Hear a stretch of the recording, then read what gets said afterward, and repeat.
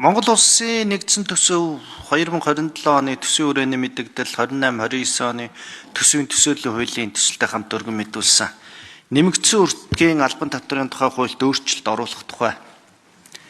Уг хуулийн 17-гийн 1 заасан буюу шилжилтийн үеийн зохицуултыг хүчингүй болгохоор засгийн газарт өргөн мэдүүлсэн байна. Дунд болон бог орлоготой иргэдэд зориулж 0-500 мянган төгрөгийн худалдаа авалт хийвэл буцаа олголтыг 100% болгоно. 1 сая төгрөгийн худалдаа авалтад 50%, 1 саяас дээш бол 20%-ийг буцаа олгохоор анх оруулж ирж баталж байсан. Жил хүрэхгүй хугацааны өмнө шүү дээ. Тэгэд энэ одоо 2026 оны 10 дугаар сарын 1-ний өдрөөс эхлээд дагаж мөрдөгдөхөөр байсан боловч мөрдөгдөж амжилгүй хүчингүй болох гээд байна. Нэмэгдсэн үрдгийн албан татвар улсын төсвийн 20 орчим хувийг бүрдүүлж байгаа. Тэгэхээр сүүлийн 10 жилд бол нөөтөл тогтвортой өсөж байгаа. 2025 оны одоо гүйцэтгэлээр урьдчилсан байдлаар бол 6.2 их найдад хүрсэн гэж хэлсэн. Энэ хуулийг хүчингүй болгож байгаагийн зорилго нь юу юм бэ? Улс мөнгөгүй болцсон юм уу? Эсвэл иргэн баян байж болохгүй байгаа юм уу? Иргэн мөнгөтэй байж болохгүй байгаа юм уу? Эсвэл энэ нөөтийн буцаан олголтыг нэмэгдүүлэх одоо энэ хууль явах юм бол 1.8 их найдын орлого тасарна гэж байнгын орон дээр мэдэгдсэн. Энд чинь уг нь дэв парламентаар дамжаад 100 мянга гаруй иргэн өөрөө санал өгөөд улсын хурлаар ороод бид нар энэ хуулийн төслийг баталж ирсэн шүү дээ. Энэ бол энэ танхимд сууж байгаа гишүүд гэхээсээ илүү иргэдээс ирсэн санал хүсэлт хамгийн бодиттой юм байсан. Тэгээд технологийн дэвшил дэв парламентыг ашигласны хэрэг байхгүй боллоо. За Монгол улсын үндсэн хуулийн 3-1 заасан засаглах эрх мэдлээ иргэд анх удаага ил тод нээлттэй хэрэгжүүлж чадлаа. Иргэдийнхээ үзэл бодлыг эрхэмлэн сонсож хууль тогтоох Монгол төрийн үндсэн зарчим биелэгдэж байна гэж улсын их хурлын энэ дээрээс улсын их хурлын дарга яг хэлж байсан энэ хуультай холбогдуулаад. Гэтэл одоо яг энэ яриад байсан бид нар хуулиа хүчингүй болгох гээд ингээд энэ зааландаа сууж байна. Тэгэхээр энэ иргэдээс энэ 6 хоногийн дотор л баг бүрдсэн шүү дээ. Энэ иргэдээс ирсэн 100 гаруй мянган иргэний саналыг бид нар одоо яг яах юм бэ? Тэднэрт яг ямар тайлбар өгөх юм? Инфляцийн түвшин нэмэгдээд өргөн ирээний бараа бүтээгдэхүүний үн нь бол тогтвортой өсөж байна. Иргэдийн амьдрал өдрөөс өдөрт л одоо буурч байна. Гэхдээ уг нь энэ үед энэ нөөцийн буцаа олголт бол хамгийн чухал асуудал байсан. Иргэдээ дэмжих, иргэдийнхээ одоо энэ парламентад өгсөн итгэл дээр нь өөрсдийнхөө үзэл бодлыг үндсэн хуулиар олгогдсон эрхээ эдлэх нь маш том асуудлыг бид нар уг нь шийдсэн, их хурл шийдсэн бид нар те засгийн газар цуг байж байгаа. Одоо энийгээ буцаах энэ гол тэр юм хилээч. Иргэдэд одоо бид нар юу гэж хэлэх юм? Юу ойлгуулах юм? Иргэдийнхээ эрхэнд халдж байгаа энэ асуудалд яг тодорхой хариулт өгөөч гэдэг ганцхан асуулт байна. Энэ асуудлыг хуушлан их хурл батлахдаа нийгмийн сайн сайхнаа хараад нэг орлого болцоогоо л дутуу тооцсон. Үндсэндээ одоо юу гэдгийг малгүй байж хүнд мал амлсан л гэсэн үг. Энийг өхийн тулд улсын төсвөөр хийж байгаа хөрөнгө оруулалтуудаа зогсоох нэ. Хүрлцэхгүй байна. 2 орчим их найд. Төсвийн доктортой эдийн зөвлөлд бол 2.5 их найд гэж гаргаж байгаа. Манайх бол 1.8, за дунджаар утгад нь 2 их найдын орлого буурхна. Гэтэл бидэнд байгаа 27 оны төлбөрөөр хөрөнгө оруулалт хийх чадвар маань 2.2 их найд байгаа. Хөрөнгө оруулалт явахгүй л гэсэн үг. Хөрөнгө оруулалт явахгүй гэсэн одоо эхэлсэн зэвсэрлэг сургууль, орон нутгийн зам, дэд бүтц эрчим хүчний төсөл хөтөлбөрүүд бүрэн зогсноо л гэсэн үг. Тэрний цаана зээл хувь аваад энэ хөрөнгө оруулалт хийгээд ажил гүйцэтгэж байгаа аж ахуйн нэгжүүдэд асуудал хүндэрнэ л гэсэн үг. Нөгөө талаар төсвийн орлогоосоо ингээд сох бид нар ингээд нэмээд орлого дутаад ирэхээр нөгөө багш эмчнэрийнхээ нэмсэн цалингаа санхүүжүүлж чадахгүй болно л гэсэн үг. Нөгөө тэтгэврээ 10% нэмж чадахгүй. Төрийн албан хаагчдын цалингаас инфляцтай уялдуулах нэмэх асуудал хүрэлцэхгүй болно л гэсэн үг. Манай эдийн засгийн потенциал орлого төвлөрж байгаа бол зүйл үндсэндээ ингээд ханж байна. Одоо бидэнд шинэ эдийн засаг хэрэгтэй. шинэ оюутлогоо, шинэ тавталгоо, шинэ төмөр зам, шинэ экспорт, шинэ зах зээл рүүгээ орох одоо энэ бодлого хэрэгжүүлэх шаардлагатай. Нөгөө талдаа шинэ үйлдвэр уурхай аж ахуйн нэгжийн эргэлтэнд оруулъя, орд газар ашиглая, дандаа эсэргүүцэл, үгүйсгэл, улс төржилтөнд гэтрээд. Бид нар шинээр баялаг бий болгож чадсангүй шүү дээ. Үндсэндээ 70 жилийн түүхтэй геологийн байгууллагын олж илрүүлсэн жоохон орд нөөцөн дээр л одоо 30 жил бид нар зарцуулт хийлээ. Шинээр олигтой нэгч орд газар шинж нөөцийг бий болгож шинэ одоо үйлдвэрлэлийг бий болгосонгүй.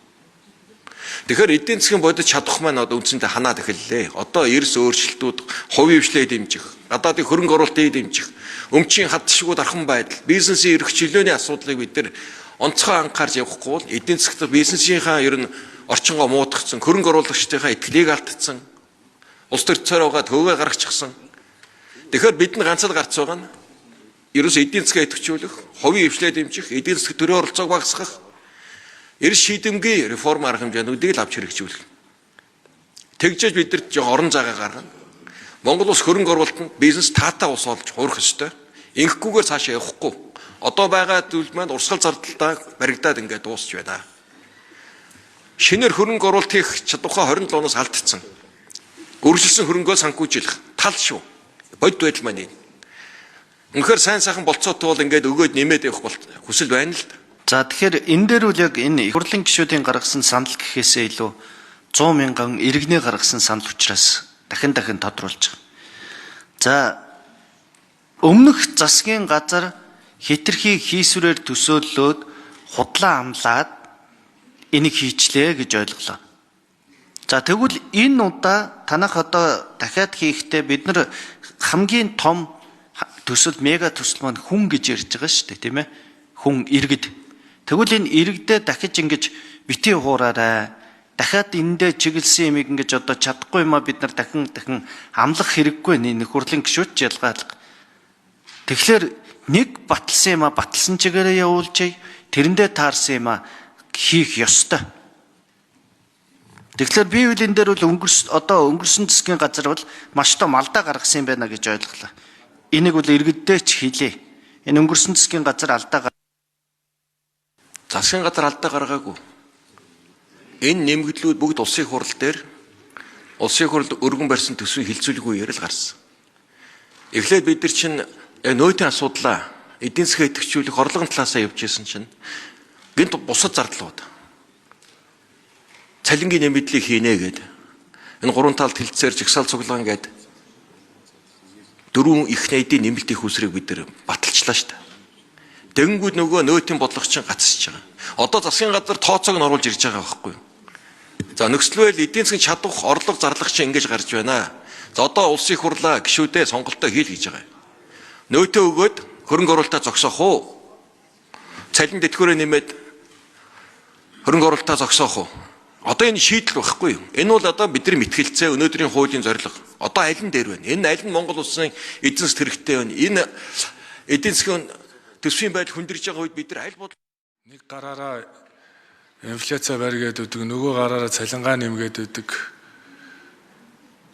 Нэг юм орон нутагт ирэх мэдлэлийг илүү өгөх ёстой, биедаж хөгжих ёстой гэдэг. Нэг болохоор хөвний орлогын албан татврын нэг хөв болгоё гэдэг. Орон нутгийг нь яаж амьдргээд татвар гэдэг чинь өөрөө баялагын хуваарлт байхгүй юу? Реформ хийхийн тулд татвараар дамжуулж тэр хуваарлтыг хийдэг. Өндөр төлж байгаа хэсэг нь тэр тансаг хэрэглээтэй хэсгээс нь татвар авч иж тэр эмзэг бүлгийг тэр дундаж давхаргыг дэмжиж энэ улс чи хөгждөг байхгүй. Тэрнээс биш бүх юмыг тэгшдгээд энийг нэг болгох ёстой, тэрийг нэг болгох ёстой гэдэг биш юм аа. Нөөтийн буцаа олголтыг нэмэгдүүлэхийг би өөр нь анхнаасаа дэмждэггүй хүн. Яагаад вэ? Гэхээр нөөтийн буцаа олголтыг нэмэгдүүлнэ гэдэг чинь тансаг хэрэглээг л дэмжиж байгаа хэлбэр байхгүй да. Нөөтийн буцаа олголт чинь бүх шатанд 20% болчлоо гэж бодоход өмнө 10 байсан чинь 20% болчлоо гэсэн.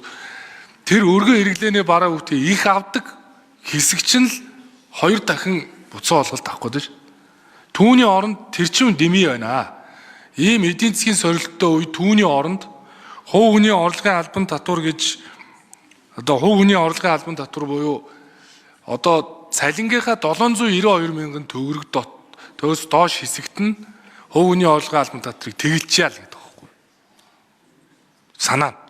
Энэ юу вэ гэхээр хөдөлмөрлж байгаа хүнийг дэмжиж. Хөдөлмөрлж байгаа хүн бүрийг 3 саяын цалинтай хүн 792 мянган төгрөгөөс хувийн орлогын төлөхгүй байя л гэдэг байхгүй.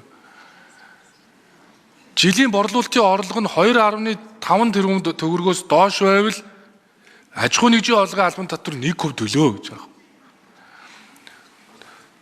Нөөтийн суудган төлөгчийн босхийг 400 сая болгохоор 400 саяас доош бол нөөт төлөгч биш болчих нь ашигтай биш үү гэж ингэж яриад байгаа байхгүй. Яагаад тэгэхээр энэ бол өөрөө ажлын байрыг хадгалах, иргэдээ үнийн өсөлтөөс хамгаалах ийм л бодлого. Тэгэхээр өөдөөс нөөтийн буцаа олголтыг 2 дахин нэмэгдүүлэх нь хувь хүний орлогын албан татварыг нэг нөгөө 792-оос тэгэлдгээс илүү шаардлагатай гэж үзвэл бос болно. Энийг их хурл шийднэ. Бид бол өөрсдийнхөө бодлогыг дэвшүүлсэн. Засгийн газар бол аль нь зөв бэ гэдгийг их хурл шийднэ.